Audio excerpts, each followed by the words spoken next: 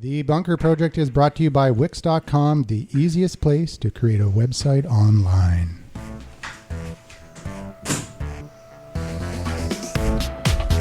The Bunker Project podcast episode number 97.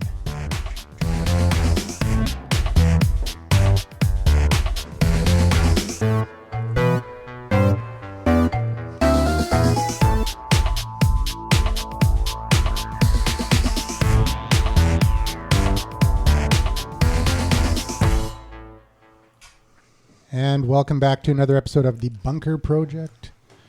Last time we started early, this time we're starting way late, but we got a good show lined up. We're going to do a roundtable introduction. I'll start. Anna McGivern at Podcast Hero, podcasthero.com, annamcgivern.com. And we'll go this way. Marcel. I'm Marcel Lapointe, webmaster of the best inactive website on the internet, www.themovieyearbook.com. And also owner of the best inactive Twitter account online at Movie Yearbook. Hi, I'm Minjai Lim, and I'm a UX gal. US? UX, user I experience. think they call that user experience, Andrew. James, you got the prize of the night. Oh, no, this is Bob Garlic here at Bob Garlic on Twitter. I'm feeling especially nasally today, so I apologize. I'm written stuff prepared for the 100th show, so I'm just going to go upstairs for a second. See you guys. Science Supercar, Genesis Designs, website developer. Bonnie Sainsbury, Left Brain Marketing at B Sainsbury, the Twitter maven. Margaret Reynolds, BC_insurance gal, the insurance maven and the Wicked Wicks of the West. Mitchell Purdy, owner of 4th Avenue Design, web designer, here for a good time. That sounds like he is here for a good time. This is James Karg at Twisted_Magic on Twitter, the gaming maven. And I am actually sitting right next to Andrew McGovern here on the 97th episode of the Bunker Project. Getting excited, hey, for the 100th show? Yeah, you betcha.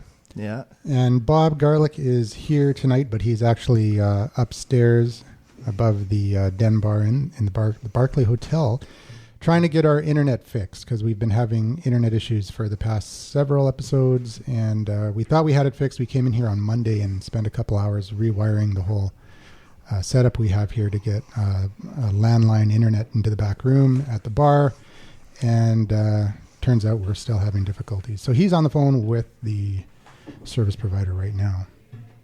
Yeah, and we have somebody special in our hangout, though, because luckily Marcel, the movie maven, who likes to come and play Facebook games when he's at the podcast, has a computer here. So who's in the hangout? What's up, dude? What's your name? Who's your daddy, and what does he do? You can talk now. Uh-oh. Hello. Next one. All right. Is our special guest a ghost? Because that's awesome. I think he's trying to talk. Aaron, you here? Hello. Yes. Yeah. Oh, cool. Hey, I'm Aaron Brown. Thanks for having me on the podcast. I'm with Forest City Beer Fest over in London, Ontario, and I write a blog called AdventuresNalcohol.com about beer. A friend of mine writes about wine. He's based out in BC. My good friend of mine, Josh Cormier. We do that together, and Paper Bees. That's kind of what I'm up to right now. Are you the Paper Bees guy? I am Paper Bees guy. All right. Cool. Let's talk about paper beers, though, because, business and pleasure. We'll separate those. Say, yeah, I'm Paper Bees guy. I work for Wiggles 3D. We made an app called Paper Bees. It's awesome. It's on iOS. It's on Android. You should check it out. Cool. Paper Bees. Defend your hive and survive. It's nice. Good stuff. And you can you want to bring somebody on to talk about that at another time. But right now you want to talk about beer, right? And you're in the right place. I do. Well, I always want to talk about beer. I struggle not to talk about beer. I feel like I annoy people sometimes, like, geez, this guy going to talk about beer again? Fuck, I don't know. Are we allowed to swear? Yeah, we're explicit now, so it's all good. But, Are we X-rated now? We are X-rated, Bonnie, so you can throw down Bonnie, the F-bomb anytime you want. Explicit, not X-rated. There is a slight difference. Oh. All right. Go ahead, Aaron. That was a digression, so for any of our newer listeners, take a drink. Yeah, we gamified the bunker project with oh, alcohol. look, he's got Yeah, a he's nice got- black beer there. Is that a St. Ambrose? Is that what you're drinking there? No, this is Dieu du Ciel Pêche Mortel Imperial Stout, 9.5%. This is divine. Nice. We've been working our way up. So here, I'll show you guys. We got 23 drafts on tap. Okay. Here. 23. Are you kidding? Awesome joint. It is an audio show, so you can't really show us. But so what's your favorite beer out of all the Canadian microbreweries? What's your favorite beer? Man, you know what? I'm bad with favorites. I live in the moment. Right now, this is my favorite beer, Pêche Mortel. Good stuff out of Quebec. Yeah, that's a good motto. The best beer is the one you have in your hand. So James here, he is on a hangout every Friday night at 7, I believe. Yeah, 7:00 on And Google it's Plus. all about craft beers. Yeah, it's craft beer hangout hosted by Lee McKinnon and Eric. No, maybe that was wrong. Lee Allison and Eric McGee. Yeah, and they do a craft beer hangout. So we do a different type of beer every single week. We did lambics. We've done IPAs.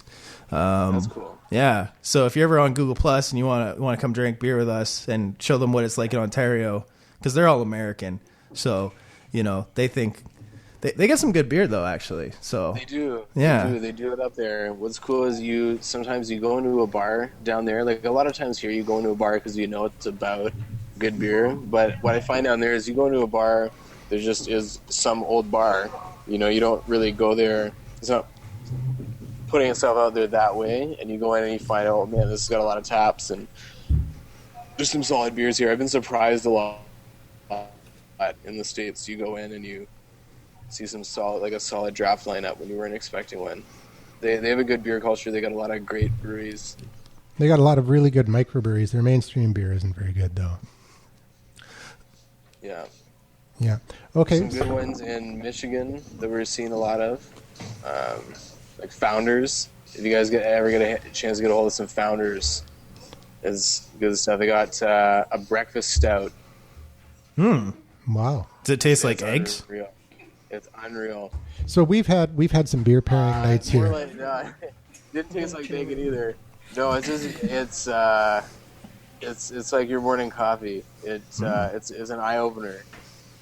Have you had the Backhand of God? It's a very black beer. Magic the It's a Gathering stout. It's Bard? called the Backhand of God. No. That's what I thought too, man. I was like, is that What a about Magic the Gathering? arrogant bastard? No, Oh no, okay, yeah. No, I have not had that. Is that like a Western beer? it's a U.S. Sounds fun. beer. It's a US really, beer. It's really good, actually. Actually, it's so strong it almost tastes like grapefruit juice in a weird way. But yeah. Oh my God, Bob Garlic Bob just showed has up here. returned. Hey James, can I have my seat back? Okay. All right. I know I'm really like awesome in this spot, so Bob's got to go over there. Yeah, I'm out of here. Take the rejection. You don't want to disrupt the chi. Yeah. So No. Bob's return to the show. We're actually running a hangout, Bob, with Marcel's laptop via Wi-Fi Did you miraculously. get the guys in? Yeah. Beautiful. Yeah. Yeah. So we're just I talking. figured out my problem too, so we get double computers. Exit karma. All right. So you need a beer then. It's up there. Oh. I have to get out of his There's spot. one over your No, I right can shoulder. you can play with my mic. Oh, I really? Oh, wicked. All right. So, okay, while he's telling us about his 23 beer tap place, there's a place here in town called Beercraft, yeah. which does amazing beers, Used and to be they've called got Stella's, yeah, down on Commercial Drive there.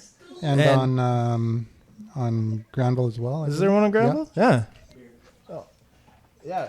And if you come out here to Vancouver, we'll go to Beercraft, and you could have like all sorts of different types of beers. They do special Fridays where they have a cask of a beer that they haven't opened yet, and then you can have like good pints of that stuff. And who else is another good beer place around here in Vancouver? We got like the Vancouver Beer Drinkers. Oh, it's a Grand Island Brewery. Well, there's Granville Island Brewery, but the meetup group is the Vancouver. There's just here for the Beer beer. drinkers? Beer Drinkers Just here for the beer.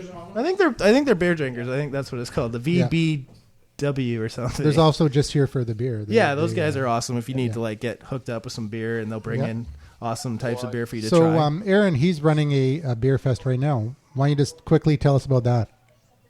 Okay, well, it's going to be August 11th, which is the second Saturday in August, second weekend in August. And we're taking over a bar in London called ABK Live. It's got 2 floors and a patio.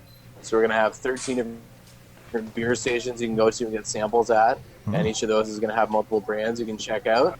And basically the deal is, with admission, you get a sampling glass that actually looks close enough, might as well, like similar to this. So you get that, take home with you. You get 3 beer tickets to get you started. So you can sample some beers. And there's going to be a whole night of seminars by the brewers, how beer is made, beer appreciation, that kind of thing. And at night we're going to kind of switch the entertainment over from that and the presentations to live music and some DJs and stuff. Mm-hmm. So we're looking forward to a pretty good night. We got a lot of beer for people to try. We got some pretty cool stuff coming down. We got a gluten-free brewery from out of Toronto that's never been at a festival before. Is coming down. Cool. Got some interesting stuff happening. And how much are tickets? $15. $15. $15, you get three beers. That's pretty good. Yeah. What is the name of the kind of glass you're having? Because you It's not showed us. full beers. It's Yeah, tasters. Yeah. Yeah, it's tasters, sampler. like a tulip shape kind of thing. There we go. Well, this will hold almost all. It'll hold more. This is about a sample here. Yeah, but we're doing a podcast, so you're going to need to explain it to us in words. audio form. Not that we're harshing on here, and it's just like people are like, "What We is have to be audio friendly? audio friendly?" So a fourth of beer, maybe. So if you aren't a psychic, Yeah. if you aren't a psychic, it's about a quarter pint, and the glass is sort of tulip shaped, so not like a wine glass, but sort of like a flute. Yeah, you can't see my hands moving in the shape of an hourglass figure of a woman, but that's kind of what you're imagining. They can now that they're imagining it. Yeah. In the mind's eye. Yeah. There you go. So people can find you over at adventuresinalcohol.com. Is that right? Yeah, check that out. That's a blog I write with a friend of mine named Josh Cormier. He's actually the one who got me kind of hooked on beer. He taught me a lot of stuff. We homebrewed together and we're roommates in university. And then he moved on to wine. What's that? And then he moved on to wine. Well, you know what? He always liked wine, but he went into a program where he's studying that out in BC, in Vancouver, finishing that up, and now he actually works at a winery in the valley, in Okanagan Valley. Well, he can come and join us for a show here in Vancouver. I bet he would be down. He's a pretty amicable dude and likes to talk about wine and, likes to just, dispel myths, tell people what happened. Tell people what's up, right? What's up. Okay, cool. So we're going to move on now to some of our regular scheduled programming. Feel free to kick in anytime, Aaron. And just put your hand up if you want to say something. Just go like this, and because we're like on a 1.5 second delay between us and I guess Toronto and the Wi-Fi. So yeah, no, not an echo. It's just lag. Okay. It's just lag. All right. So just put up your hand and if you have something to say on the next couple of topics, and we'll bring you in. All right. So now, and if you hear us digress, take a drink, because that's the game. So now we talked about beer. Now let's talk about games. What? Oh. It's time for... Oh, yeah. Gaming with James.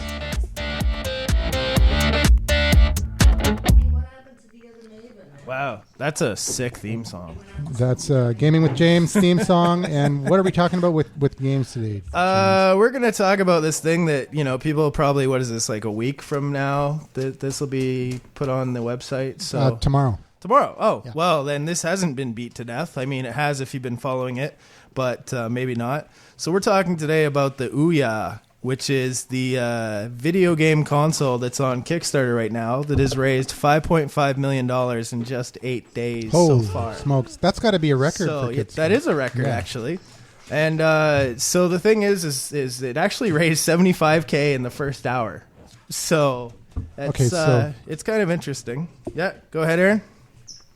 Oh, is this, I might be mixing two different things up, but is this the sort of open source console? This is exactly it. Yeah, this is awesome. We didn't even plan this kind of, back and forth. That's awesome. But yeah, it's the open source I console. don't know a lot about it, but just the basic idea of an open source console, like a lot of people would have this thing, and anyone could develop for it, is a cool idea.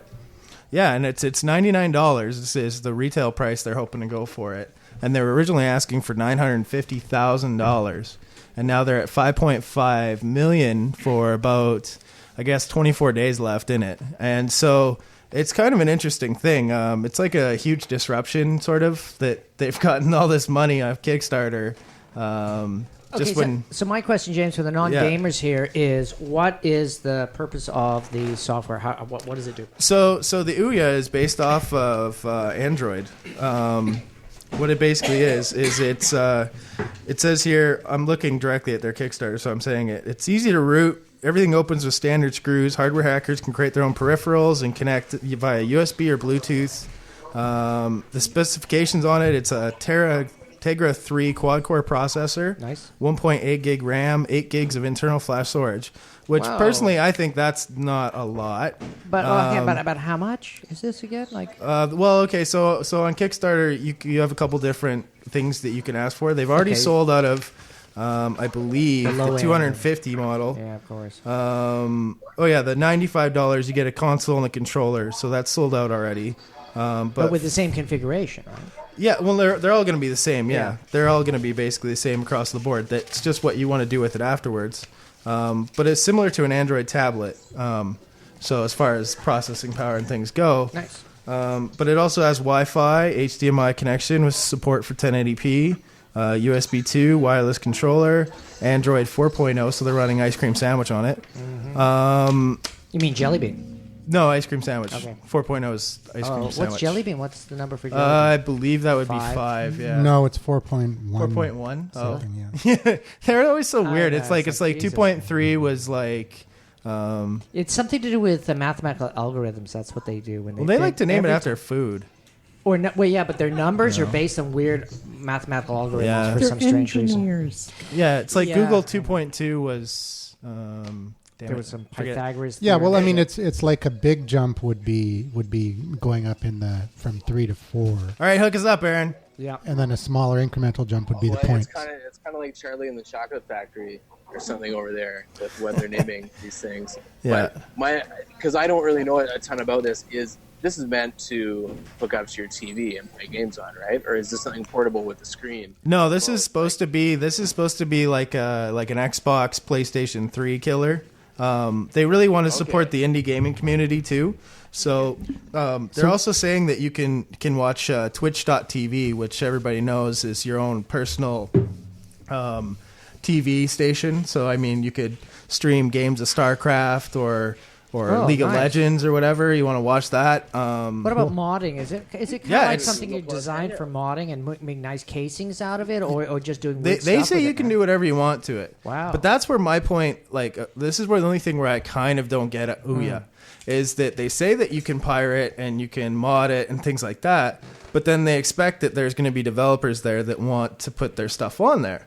So, it's going to be kind of weird. I mean, are you going to make an Android application and then port it over to this other console? I mean, right now they're showing that they've got $5 million so far from the community, which means that's a huge amount of community kind of jumping on.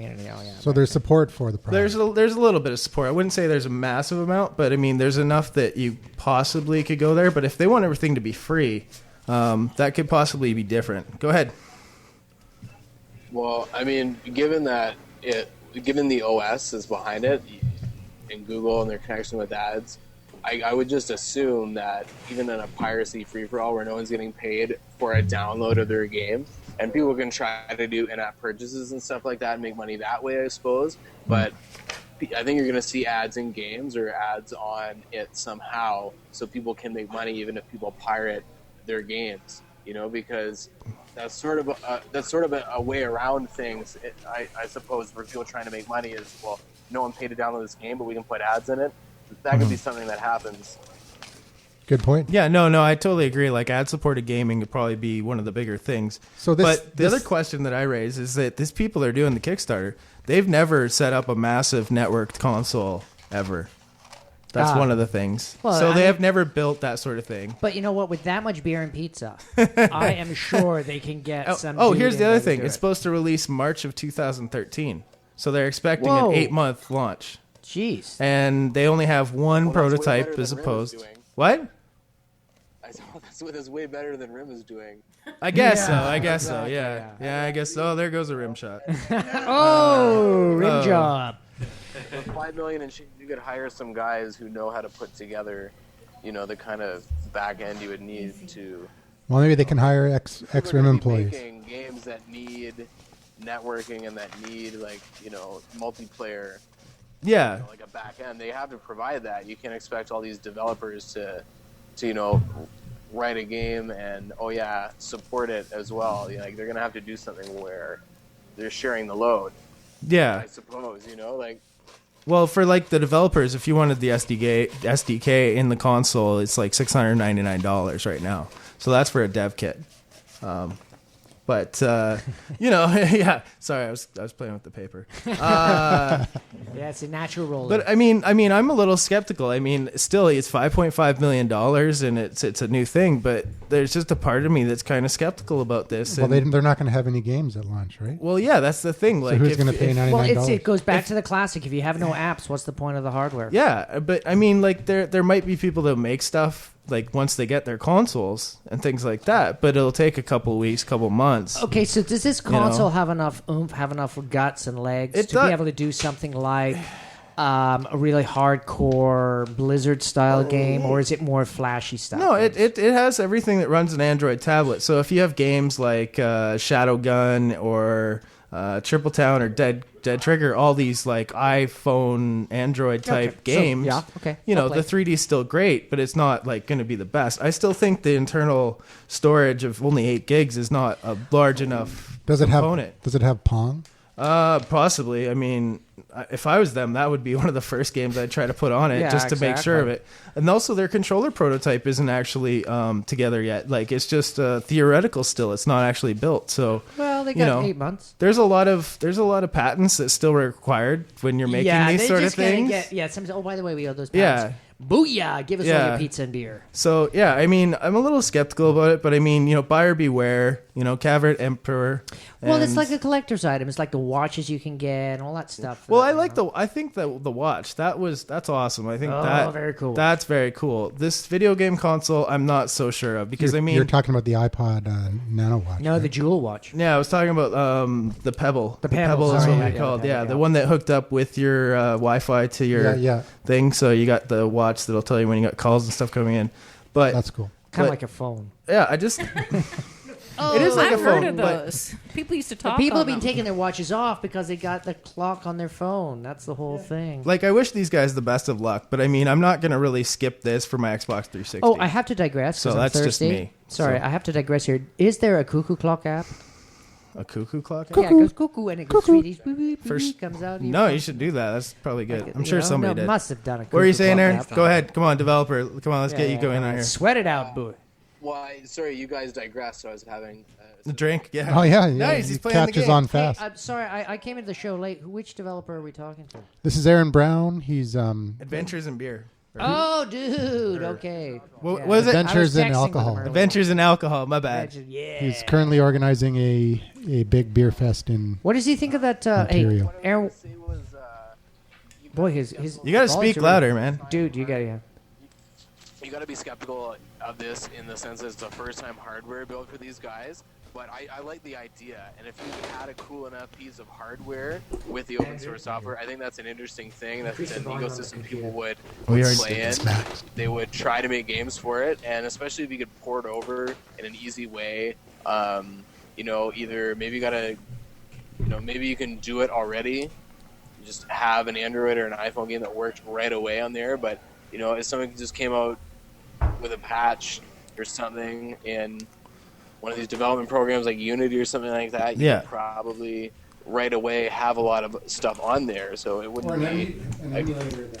Yeah, that's what they're kind of worried about. That was one of the articles that I read. Was they were worried that people are just going to use this for Nintendo emulators and Sega Genesis emulators, Commodore 64 games, and things like that.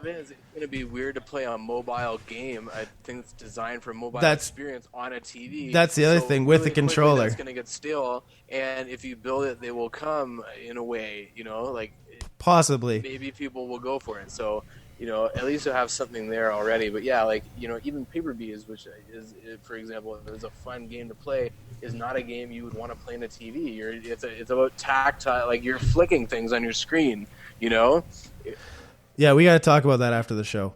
Hey, yeah, exactly. I've got a totally obtuse question here, as normal. What's the top beer game? What's the beer app? What's the best beer game app out there? You know what? There's a bunch of different apps about beer. There's a thing called Untap It, which is sort of like Foursquare for beer. So like you pick what you drank and where you were, and there's like a check-in kind of thing for different beers and things like that. And I don't use that, but I've seen that a lot, like online and social media. It'll spit out into Twitter and Facebook. So my question is, if you've got a really cool beer app, do you think that would do well in bars with girls and stuff, or is there an app that kind of takes that into consideration? I think being on your phone in a bar on an app is probably the ultimate way not to meet girls. So. There's an app for that. I don't know about that. I'll disagree with that one. Well, there's one. Well, maybe if if there's a thing that put like. If there's a thing that put like